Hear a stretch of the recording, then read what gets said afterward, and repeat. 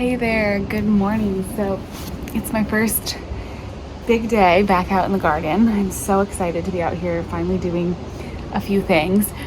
Today, my project is going to be really clearing out a lot of the bigger plants that I have, like the peppers and the tomatoes. This is such a hard decision and it's so bittersweet, but let me talk you through my process in making a decision of when to pull things out like this. It can be so hard to know what is the best time to do a transformation, like from a summer garden to a fall garden, when to pull things out. And I kind of try to think of a few different factors. So one of them is what I'm planting for the next season. This year I tried to really do a lot of like underplanting, planting things in and around the plants that were already growing. You probably saw in some of my other videos, like me planting all of those things underneath the peppers and around the tomatoes. And that can be a really great way to transition.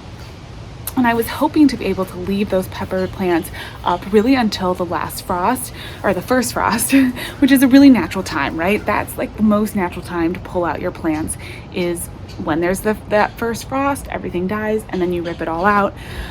But if you're doing the fall garden and you're like me and you've started planting things in and around those summer plants, you've already started this transition even before the first frost. And it's really hard to start seeds like at the first frost because it starts getting so cold that they just don't grow quickly. Even if they germinate, they really barely take off. I'm right here in the middle of October, kind of in a sweet spot where I might still have time. If I plant like some arugula, peppers, kales, things, I might have time where it's still a little bit warm enough that they can start to get growing and I can at least have some baby greens over the winter. If I wait much longer, there's no chance that anything I start outside is going to take off and grow. Now, the problem I've been having is I sowed some of these fall crops. They were doing beautifully, but the pests have been causing issues. And one of the biggest pests that I have are squirrels. I'll show you this bed where I planted all these things around the peppers. They just got pretty much completely like destroyed by the squirrels. And so it's really frustrating because, you know, one, I wasted seeds, and two, they were growing really well, and then the squirrels came in and dug up the soil around them, and that's just so annoying. But in order to protect my seedlings, to have a winter garden, I can put like these row covers over my beds, and they keep the squirrels out. Of course, I can't have a pepper plant or a tomato plant growing through that row cover. And so I've been waffling on this decision. Do I let the peppers keep going until the frost and maybe get a couple more peppers? Do I, just like wait that out, or do I just pull them out now and plant things? And what I finally decided is, you know what, I'm gonna pull them out now because I've harvested most of the really like ripening peppers off it. I don't think there's that many more that are gonna ripen in time. Like end of October is our first frost. So I think I better just pull them out and then replant where I can and hopefully get my winter, spring garden in and going while it's still kind of warm enough. Let me show you the damage to this one bed. It's pretty bad. See where the squirrels have been digging up the bed, and you can see how they just destroy the seedlings. So what I'm gonna do is pull out all these peppers, and then I can put this row cover onto the bed and protect those seedlings. I'm also gonna pull out this tomato plant on the arch trellis. I am gonna take all this green fruit off, all this green fruit off and let it ripen inside. So I'll harvest all of that and then take out the plant, which is kind of sad to do. But again, these guys, I don't know if you saw that squirrel. Yeah, they're just wreaking havoc in here. And also the tomatoes are starting to ripen a lot slower. It's been pretty chilly. Like this morning was in the high 40s. So, they're not really ripening the same way that they were. So I think it's okay. I think it's time. Let's take one last look. And then we're gonna tear it all out.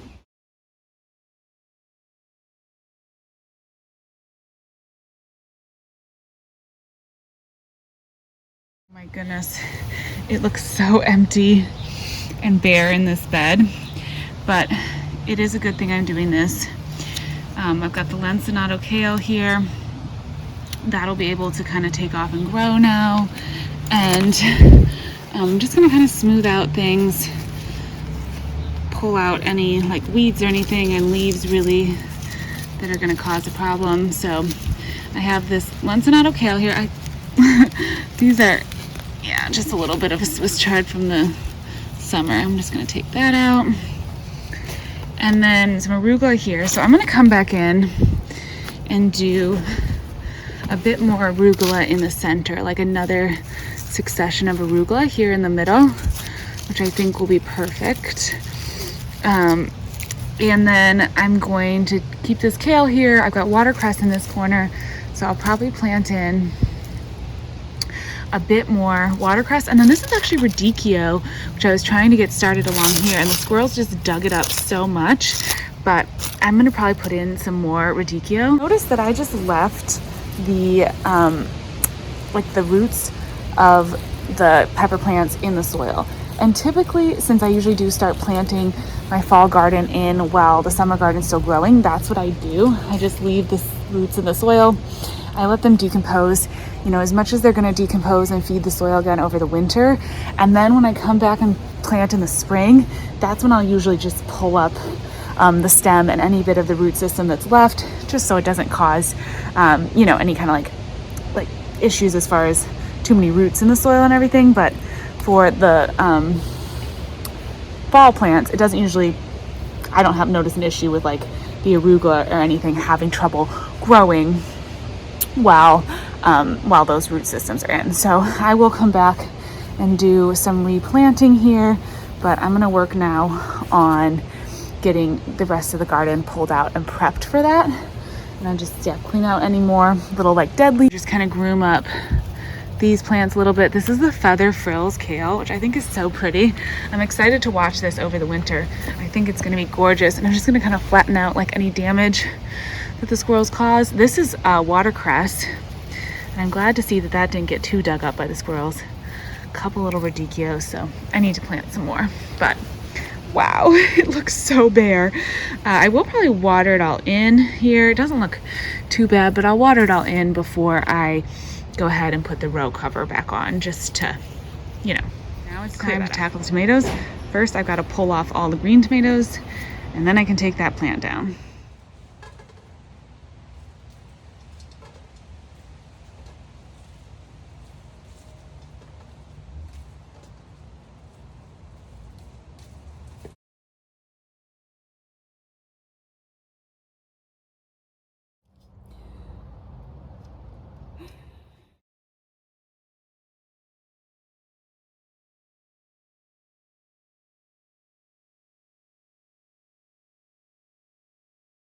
Okay, here we are so far. I got the tomato down. And now I've got to bag it up. And I'm gonna go through some of the other plants and just kind of like clean up. Like I started cleaning up the catmint here. I may pull out, so I did want to show you before I pulled it out, but remember those tomatoes that I started from suckers in July? I don't think they really had enough time to take off, but I did just want to test out them growing in this area. And look, I mean, it looks like they're really, I'm gonna be able to grow tomatoes there next year. I think there's gonna be enough sun to get them going, enough morning sun, and then they can grow up the fence, and that'll be perfect. But I'm probably gonna pull those out today just while I'm pulling things out. And then, yeah, this bed, we're gonna get the row cover on.